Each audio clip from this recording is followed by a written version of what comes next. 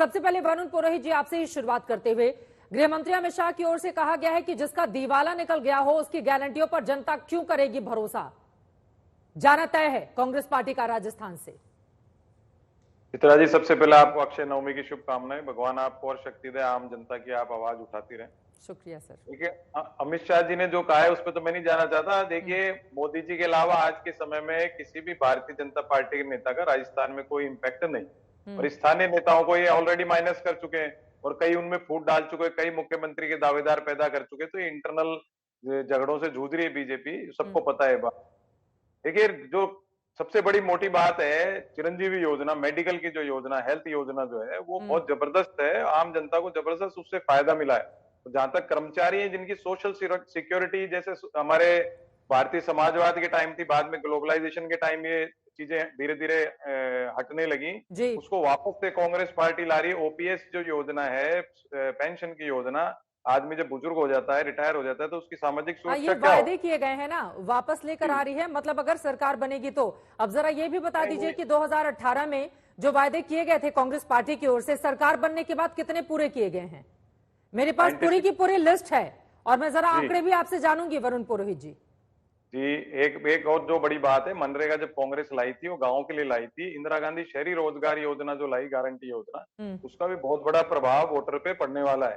देखिए, कितने घोषणाएं या वादे सब पार्टियां कर रही हैं। जो मेन मैं बात बता रहा हूँ, जो ब्रॉड स्पेक्ट्रम है, ब्रॉड पूरे कितने किए? 2018 के कितने वादे पूरे किए? अभी तो हिसाब देने का भी वक्त है ना। बिल्कुल है, 96% मुख्यमंत्री जी ने कहा है, तो 96% पूरे हुए वादे में, वही तो गिना रहा हूँ आपको।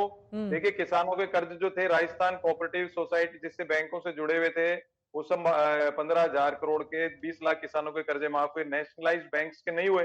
केंद्र सरकार अड़ंगे लगाएगी तो नहीं हो सकते। जितने भी देखिए बिजली के बिलों, उसमें सब्सिडी होना, मैं कह रहा हूँ आपको बताया, जो सामाजिक सुरक्षा की बात है, महंगाई से लोग परेशान है, उसको जो राहत मिल रही है, आदमी उसके ऊपर जाएगा।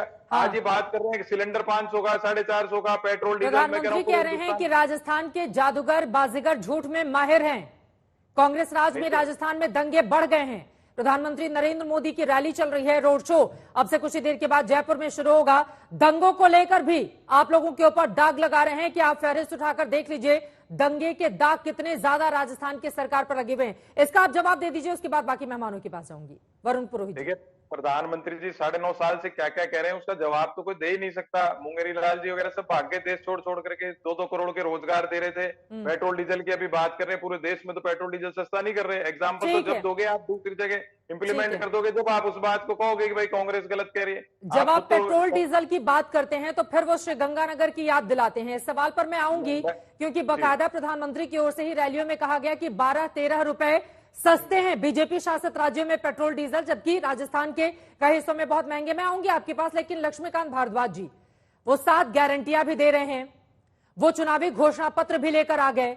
वो बता रहे हैं 2018 में हमने जो वादे किए थे 96% वायदे हमने पूरे कर लिए हैं। ऐसे में जनता बीजेपी के घोषणा पत्र पर क्यों करे भरोसा?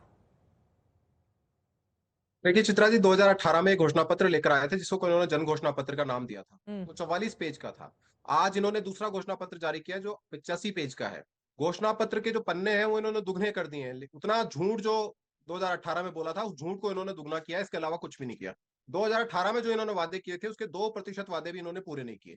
जो 2018 का इनका घोषणा पत्र था, उसका पहला पन्ना जो कृषि के क्षेत्र में इन्होंने लिखा था, उसका पहली लाइन लिखी थी कि सरकार बनने के 10 दिन के भीतर हम राजस्थान के किसानों का संपूर्ण कर्जा माफ कर देंगे। उस वक्त राजस्थान के किसानों पर 99,630 करोड़ रुपए का कर्ज था। इन्होंने 5,000 करोड़ रुपए का केवल कोऑपरेटिव बैंक का कर्जा खत्म किया 5 साल में।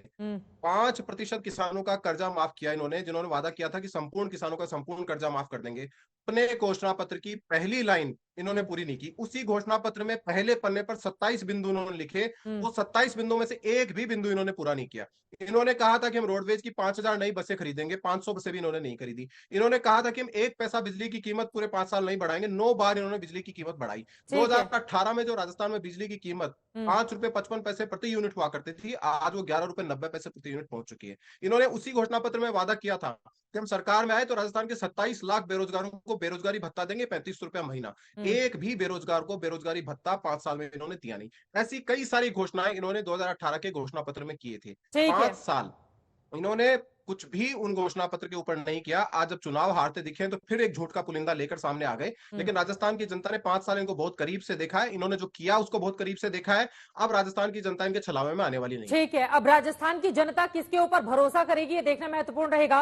विनोद अग्निहोत्री जी, आपके पास आते हुए, एक तरफ 7 गारंटियां दी जा रही हैं, घोषणा पत्र के जरिए जनता को लुभाया जा रहा है राजस्थान में कांग्रेस की ओर से, तो पीएम मोदी खुद उनकी ओर से बार बार हर रैली में कही जाती है कि मोदी की गारंटी की भी गारंटी है। ये जो घोषणा पत्र है या फिर ये जो गारंटी है वो क्या दिखाई दे रही है बीजेपी और कांग्रेस पार्टी दोनों की? देखिए, दोनों तरफ के जो घोषणा पत्र हैं वो जनता को तमाम लोक लुभावन घोषणाओं से उनके सामने परोस रहे हैं। अब जैसे बीजेपी ने कहा कि हम उज्ज्वला योजना के लोगों को 450 में सिलेंडर देंगे घोषणा पत्र में, क्योंकि अशोक गहलोत 500 रुपए में दे रहे थे, तो आज कांग्रेस पार्टी ने 400 कर दिया, 50 रुपए कम कर दिए, और वो उज्ज्वला योजना के लिए दे रहे थे, लोग हम सबको देंगे। तो इस तरह से एक से बढ़कर एक वाला मामला है। और आमतौर पर चित्रा जी, घोषणा पत्र महत्वपूर्ण होता है, लेकिन लोगों को जो वोट देते हैं उनके मुद्दे और कई तरह के मुद्दे होते हैं।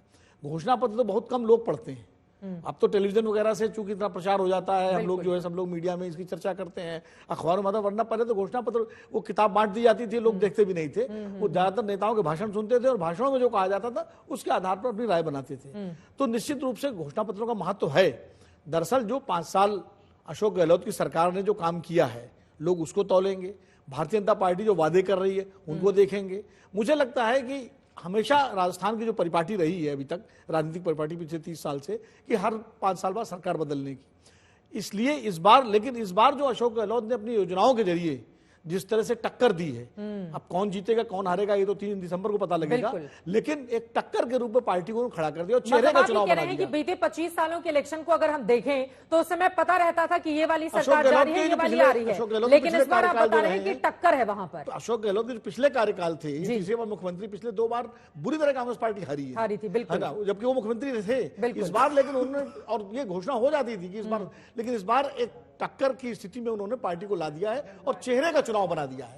कांग्रेस का चुनाव नहीं है, वहां बीजेपी वर्सेस अशोक गहलोत चुनाव हो गया है राजस्थान में। ये अशोक गहलोत ने इस चुनाव को इस रूप में अपनी योजनाओं के जरिए कर दिया है। अब अशोक गहलोत ने इसके साथ ही उनकी पार्टी के भीतर जो गुटबाजी चल रही थी उस पर भी काफी हद तक कंट्रोल कर लिया है, तो इसका कितना ज्यादा असर पड़ेगा? अब ब्रिजेश अवस्थी जी, अगर मैं आपके पास आऊं, अब तो उनकी गुटबाजी भी खत्म हो गई है और आज मल्लिकार्जुन खड़गे की ओर से कहा गया है कि मोदी जी जाति पर उन्होंने टिप्पणी की, बात ही बात जो जाति गणना का भी वादा कांग्रेस की सरकार की ओर से किया गया है। मोदी घासी तेली हैं, वो सीएम बनने के बाद घासी तेली को ओबीसी में लेकर आए, वो क्या जाने पिछड़ा क्या होता है। आप अभी बात करने की स्थिति में है या फिर ठीक है? रशीद किदवई जी, मैं इस पर आपकी टिप्पणी जानना चाहूंगी। घासी तेली को लेकर ये मल्लिकार्जुन खड़गे क्या बताना चाहते हैं नरेंद्र मोदी को लेकर? क्योंकि बीते अगर हम 9 सालों में देखें तो वो किस जाति, किस समुदाय से आते हैं, इससे इतर होकर देश की जनता उनको तमाम मुद्दों पर वोट करती रही है। मल्लिकार्जुन खड़गे के इस दांव से उनको मिलेंगे क्या वोट? जी चित्रा, ये मुझे थोड़ा सा अटपटा सा लगता है, क्योंकि कांग्रेस की एक रणनीति रही है। हमने उसको मध्य प्रदेश में और छत्तीसगढ़ में भी देखा कि उन्होंने नरेंद्र मोदी जी को टारगेट नहीं करा, उससे बचे स्थानीय मुद्दों के ऊपर कांग्रेस का प्रचार रहा, तो उससे कांग्रेस को वहां थोड़ी सी बढ़त सी दिखती नजर आई। लेकिन राजस्थान में कांग्रेस की बहुत सारी समस्याएं हैं। जितना चित्रा जी जितनी घोषणाएं कर रहे हैं, प्रश्न ये उठता है कि अगर आप 5 साल सत्ता में रहे तो आपने ये घोषणाएं क्यों नहीं पूरी करी? अगर जनता को इन सब चीजों की जरूरत थी, कोई भी सरकार वो सत्ता में जब रहती है और उसके बाद वो घोषणा पर 5 साल के बाद लाता है, तो थोड़ा सा हास्यास्पद लगता है। थोड़ा सा लगता है कि क्या मतलब है, इनका बेतुकी बात है। अगर ये चीजें करनी थी तो अपने कार्यकाल भी क्यों नहीं करी? और दूसरी बात, गारंटी की बात कर रहे हैं, दोनों पक्ष से गारंटी है चित्रा, लेकिन सबसे बड़ी बात है कि मुख्यमंत्री कौन होगा इसकी दोनों तरफ कोई गारंटी नहीं है।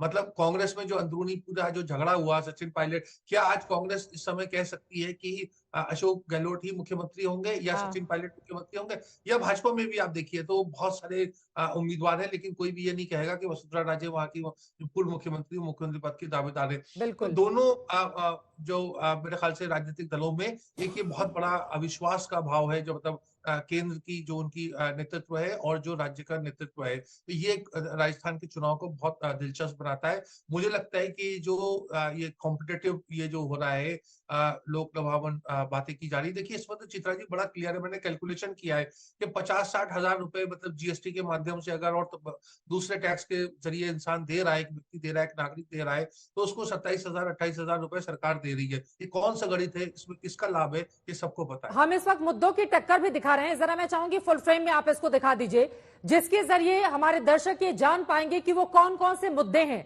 जिसको लेकर ये दोनों ही पार्टियां आगे चल रही हैं। आप देखिए, एक तरफ भारतीय जनता पार्टी की ओर से भ्रष्टाचार सबसे ज्यादा बार इसी मुद्दे को लेकर किया जा रहा है, उसके बाद वंशवाद के आरोप लगाए जा रहे हैं, तुष्टीकरण को लेकर बार बार कन्हैयालाल हत्याकांड का जिक्र करते हैं प्रधानमंत्री से लेकर बीजेपी के तमाम नेता।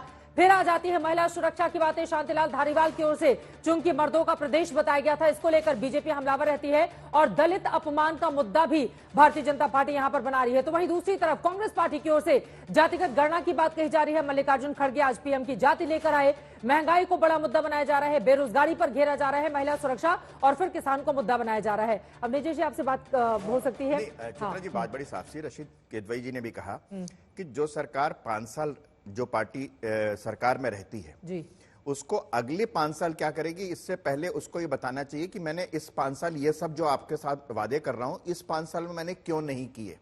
बड़ी साफ सी बात है, क्यों नहीं कर पाए। आपके पास सरकार थी, 5 साल आपने बाकायदा सरकार चलाई है, तो आपको ये बताना चाहिए जनता को कि हमने इस बार ये नहीं किया और इसलिए नहीं कर पाए। पहली बात तो बड़ी साफ सी है। दूसरी बात आपने कहा था गुटबाजी की।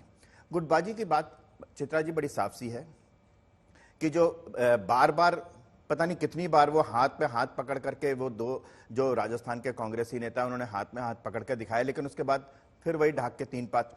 एक मुख्यमंत्री अपने उप मुख्यमंत्री को या प्रदेश अध्यक्ष को या उस नेता को जो मुख्यमंत्री बनना चाहता है उसको गद्दार कहे, उसको बेअकल कहे, नालायक कहे, या जिन जिन शब्दों का इस्तेमाल किया, आज वो साथ हो सकते हैं क्या? और अगर दिखाई है तो दे रहे हैं ना आप निजेश जी, साथ हो सकते हैं, ये तो बात की बात है, पर दिखाई तो दे रहे हैं साथ साथ। नहीं, मैं वही कह रहा हूं, कोई भी विवाद वाली बात नहीं कही गई है जिससे आपके चेहरे की एग्जैक्टली मैं यही कह रहा हूं। आपने कहा कि दिखाई दे रहे हैं, हाँ, दिखाई तो दे रहे हैं वो, लेकिन उन शब्दों का, जिन शब्दों का प्रयोग वो अशोक गहलोत जी ने सचिन पायलट के लिए किया था, उनका जवाब तो दें। उसके लिए क्या माफी मांगी उन्होंने? क्या उसके लिए कहा कि हाँ मैंने ये जो कहा वो गलत कहा? ये तो आज तक नहीं उन्होंने कहा। और अभी फिर वो अगली बार जब कोई बात आएगी, मुद्दा आएगी, तो उन्हीं शब्दों का, और एक बार नहीं किया अशोक गहलोत जी ने, अशोक गहलोत जी ने कई बार शब्दों का इस्तेमाल किया। बात बड़ी साफ सी है, जहां तक राजस्थान का सवाल है, वहां पर भ्रष्टाचार और महिला सुरक्षा और दलित सुरक्षा, ये 3 प्रमुख मुद्दे हैं जिन पे कांग्रेस के पास कोई जवाब नहीं है, कोई जवाब नहीं है। वहां पीएफआई की रैली तो हो सकती है, लेकिन हनुमान जयंती का जुलूस नहीं निकल सकता, रामनवमी का जुलूस नहीं निकल सकता। तो जवाब तो देना पड़ेगा ना। करौली से लेकर जोधपुर तक, कन्हैयालाल से लेकर के जो बाकी जगह जो जिस तरीके की घटनाएं हुई हैं, उस पर कांग्रेस को जवाब देना पड़ेगा।